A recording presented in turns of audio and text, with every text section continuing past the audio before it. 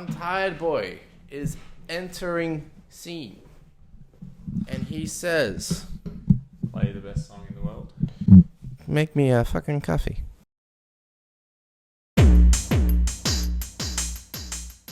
I feel good. Sweet, that got me pumped up for a little bit of energy. Yay! Welcome to CDR. I am Bryn. This is Matt. This week we are doing Ballpark Music with Ballpark Music, third album. Yeah, this is their third album. Oh, no, it's like the fifth. I mean, every time I see I'm a tired. self-titled album, I just naturally assume it's their first. We have to get this podcast underway because Bryn is tired. I am super tired. I have a little me to take care of. Little 2-week little you. 2-week little me. Bryn has been allowed out of the house only for enough time as it takes to record the podcast. So Bryn, fun facts, go. Ballpark Music were originally a group that got together during uni as a assignment. Brisbane based, turned into a group. So a uni assignment that turned into a band. They're an assignment. Okay. Yes. Go figure. They got together. The main lead singer and songwriter Sam had the original name Ballpark Music, and he just added it. That was it.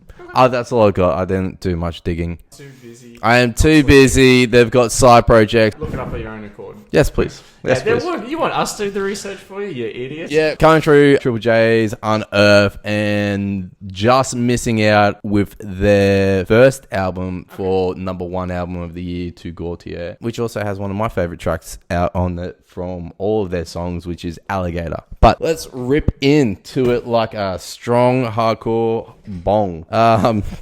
Which is exactly what the first song is, Spark Up. Well, welcome to 2021. Spark Up. Yeah, look, this song's fun. I must admit, when I heard it the first time, because we'll obviously play it at the end of each podcast, the first track from the next album, I was like, yeah, this is okay. Like, it was good without being great, I thought. Though it did have some pretty fun lines in it. There was that line where it's like, you know, I bought a house, I bought a car, bought a surfboard, I bought beyond my means. It's just like, clever. And then I'm pretty sure he just randomly throws in a fuck you in the second verse too. Yeah, somewhere along the line. It's pretty fun. It's funky. The bass line through it's really funky. It has like these psychedelic grooves. But yeah, listening to the first track, I don't think necessarily prepared me for what the rest of the album was going to be like.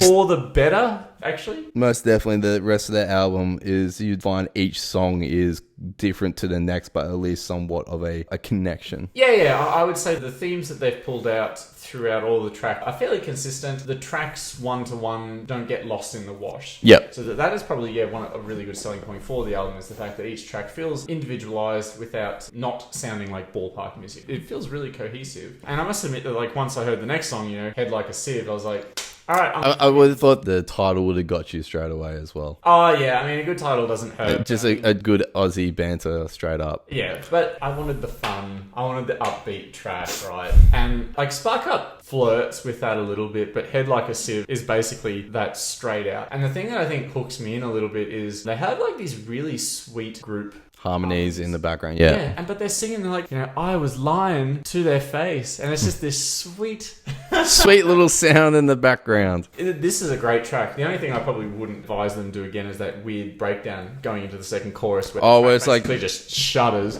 It looks like it sounds like a bit of Electric Light Orchestra throughout, a bit of UFO sounds going through too. No, I'm talking about that part where the track basically stops. That weird vibrating feel before it jumps back into the chorus. I mean, it's fine. I just wouldn't have that in if I was making the song. It's not necessarily that bad. But yeah, I was sold on the album, I think, from that. From that point on. I'm glad. So you say your first run through was pretty good. Yeah, I enjoyed the first run through. I mean, Spark Up, like I said, is a bit slow, but then Head Like a Sieve, I Feel Nothing hits you. And then you start laying into these a bit more indie-centric tracks after you get through the instrumental Cat Kit. Ends on a couple of really fun tracks like Obit 2020 and Day and Age, I think, are quite good. And then such a nice closer in Turning Zero. I thought, the album was really cohesive. It was clearly slower after that instrumental. Yeah. But I think after all the up-tempo tracks early on, especially the I Feel Nothing, which really had me involved. I was really sold on that track. It didn't hurt that there were a couple of slowdown tracks. So I really think the pacing of the album was actually really quite good. Yeah, there's not a lot wrong with that. And I thoroughly enjoyed my first listen. I was very happy that we're starting 2021 off with this. With a decent album. Well, what about you? Yeah, well, I am super tired, and I listened to it, and I'm like, this is not Ballpark Music's normal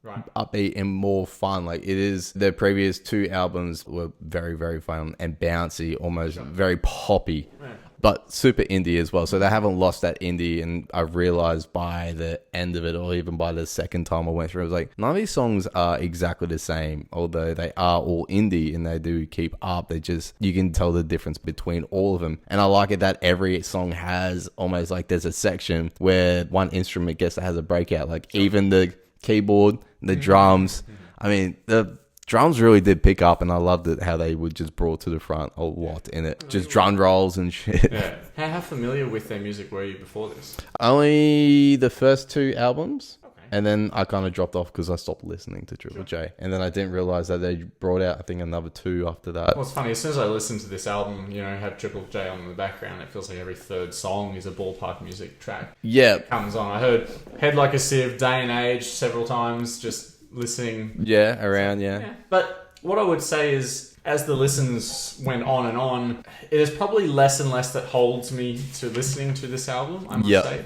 And that might be symptomatic of the fact that we've been 2 weeks since we've had podcasts due to the fact that we've had holidays, you've had a kid, life happens. And, I'm out of sync with my normal routine. Yeah, I think the album waned on me a little bit quicker than it might have. I get you. It's not an album you'd be rushing back to listen to again. Even if you do listen to it, you wouldn't be like, oh, I'm not going to turn it off. Oh, no. This is great background music. Even from start to start. And there's not many songs you would skip throughout this whole... No, maybe the instrumental if you're really hell-bent on just listening to songs. Instrumental? Yeah, Cat Kit. Oh, the Cat Kit. I like that little play on, not a Kit Kat, even though we're taking a break. Yeah, that's sort of my play on it. But all in all, yeah, definitely an album to be enjoyed. What was your favourite track?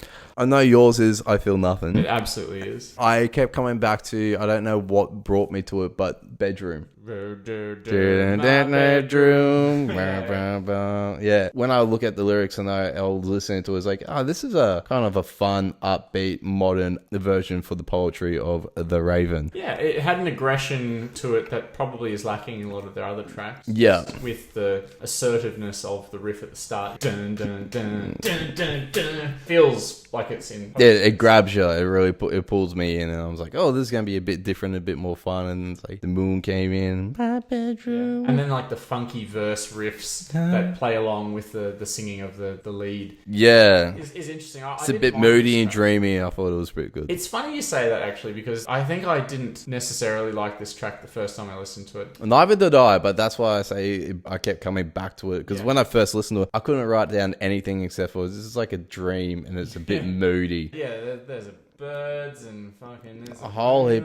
Shit. Yeah, why is the moon coming into your bedroom? Why is the birds in your room? Why is everyone here and what's going on with the rest of it? I really quite like that as a track. Yeah. In terms of like, funnily enough, we're flowing with the album here. In terms of like one of my least favorite tracks, you have Cherub. It's a pleasant enough track. It's just a little bit slower. It's a bit low key. It feels this track could have been ripped from any Vance Joy album. And I feel like in this particular track, they've tried to do their best to emulate the Eagles in terms of their vocal harmonies. And so like I'm listening to it going, this is a weird mix of Vance Joy and the Eagles without ever getting a sense of satisfaction out of it. It was pleasant in the same way that like looking at like a jar of flowers is pleasant. Oh yeah, it's nice. It's got a good scent, but and you know what? Like, it's not the high point of the album, but because it's my low point and it's not even that particularly low, I think that casts it in what I would say is a pretty good light. Really, that my worst song on the album is still one that I wouldn't necessarily skip if I was just going to listen to the album all the way through. Yeah, fair enough. My least favorite would have been Orbit 2020. Orbit, really? Yeah. Why?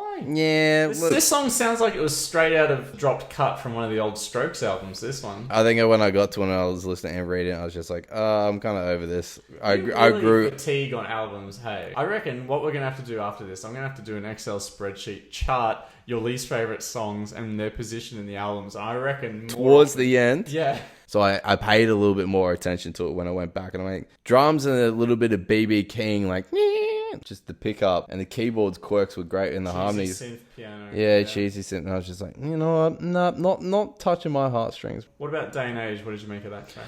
No, not that one, not either. You must fatigue on it because actually. No, it didn't fatigue. I actually tried my hardest to get through that, and I just didn't care for it. So I mean, This isn't one that I'm rushing out to listen to again, but I think this one does a fairly good job of the indie equivalent of a crescendo, right? So the song starts out plainly enough, but by the end, it's just awash with echo, these layered vocals, and then at the very end, it's punctuated by some fairly aggressive strumming before it finally fades out into its end. This one was an acquired taste. I liked it the first time I listened to it. I was a bit meh on it, and then listening to it the last couple of days, I'm like, actually, no, I'm sold on it. I think this was probably a good choice for them to be releasing this potentially as a single, because it has, for mine, some of the draw cards of just a really, really good song. Maybe I would have to hear it out of the album and just randomly on the radio and see if it perks me up or not. Fair enough. Now, how funny is it that you would pick an album, I'm guessing by chance? Yeah, Turning Zero? Being the very last song, being a baby song. It's a sweet, sweet song. There's a baby in my body. I must admit, after listening to this song, I would walk around the house and go to Tony, my baby comes from the moon. Your wife just wants... Just shut up, please. She just wants to belt you sometimes. Yeah, she's got to catch me first. You let her. So what did you feel towards this track? Did you like it? Was it a good closer? For a closer, it was a very good one. I do like softer songs finishing out the albums, and I'm just wondering if it was meant to be connected to any other parts of the song being bedroom because of the moon. Parts of the album, you mean? Yeah. I don't get the feeling this is a concept album by any stretch. No. But admittedly, I didn't deep dive the lyrics. No, neither did I. I was just wondering if any of them were really meant to be connected in some sort of way. This one feels like there was some story behind it, because like some of the lyrics hinted at a particular instant. Yeah, I got that from Spark Up, and then going into Head Like a Sieve, and then Nothing Ever Goes My Way. Those three seem to link up quite well. I do get the impression of some deeper story, but I feel like the stories are tied to the track specifically. I don't think there's an overarching narrative that's playing out here. I honestly think this is, like you said, a school assignment group that are just having a lot of fun making songs up, and I think they're doing quite a good job. I think they did a great job, considering that was, nearly 10 years ago. Now, your favourite track was I Feel Nothing. This is a banger. I feel nothing. I got a lot of 70s feels through in this album as well. So there was like a bit of rock, a bit of Rolling Stones and the Doors. This song feels like the Stones. Yeah. That chorus riff could have been plucked from any of the Stones albums, I reckon. And his voice is just that... It sounds just like Julian Casablancas sometimes. Yeah. Like a lot, in a good way. I think if there was ever anyone to emulate the style and charisma that he has is not the worst. I love this track. This track's awesome. This is going on my bangers for sure. Yep, sick. It's probably the only one you'd play as a pump-up song from this album, though. Probably. Because, as you said, like this does have the general indie vibe. It's weird. It does feel upbeat, but there isn't a whole lot of grunt in a lot of the distortions that they're playing. A lot of it's lightly distorted. It's going for like a 70s aesthetic with like indie vibes, which I think it nails pretty well. It did a great job with that. Just pick out those iconic bands and singers, and you're just like, oh, I hear that, I feel that. From the Stones, the Eagles to B.B. King. Yeah, absolutely. How many times did you listen to it? Well, it's been 2 weeks, so I reckon we would done about 10 or 12. Yeah, I reckon I'm about the same. Would you listen to it again? Probably. Yeah, I would too.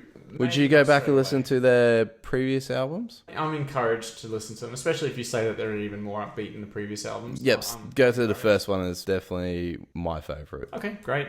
I guess from there, would you like to give the album a score? No, but I'm going to give you're going to say about... What do you think I'm giving it? 6.5, 7. I give it a 7. I think it was a really, really good album. I think some of the aspects of the indie music scene aren't necessarily to my tastes. No. There was a lot in this album to like, despite that. There's not a lot of this album that really just throws it up into the top 10. No, it doesn't grab you by the balls. No, yeah. But that's okay for what it is. It was consistent, interesting, and fun. This is a good album.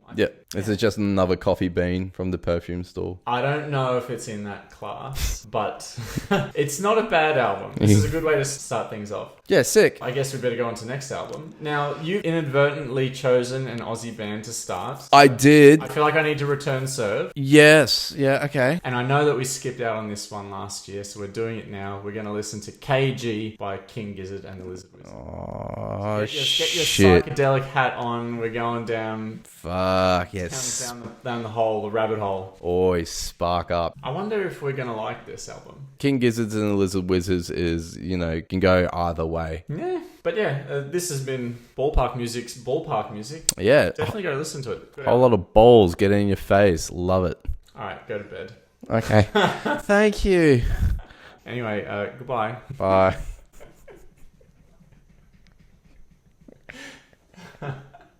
Oh.